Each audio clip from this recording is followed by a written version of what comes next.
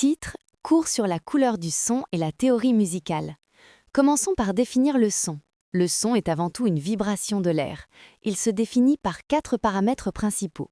Tout d'abord le timbre, qui correspond à la couleur du son et permet d'identifier l'instrument.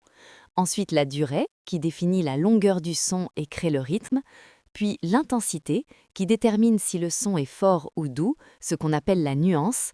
Enfin, la hauteur, qui définit si un son est grave ou aigu, c'est-à-dire la note. Passons aux notes de musique. Les notes naturelles sont Do, Ré, Mi, Fa, Sol, La et Si. Il existe aussi des notes altérées.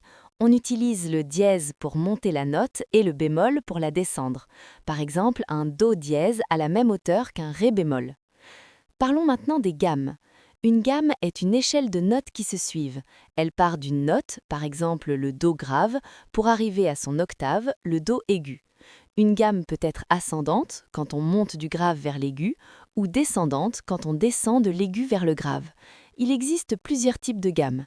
La gamme chromatique, qui utilise les 12 notes, les gammes pentatoniques à 5 notes, ou encore la gamme orientale.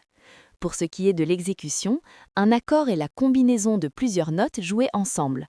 On dit qu'il est plaqué si les notes sont jouées en même temps ou arpégé si elles sont jouées l'une après l'autre. Le glissando consiste à glisser d'une note à l'autre en passant par tous les sons intermédiaires. Enfin, terminons par les nuances et le jeu. Les nuances varient la puissance du son. On utilise les termes piano pour jouer doucement, mezzo forte pour un volume moyen et forte pour jouer fort.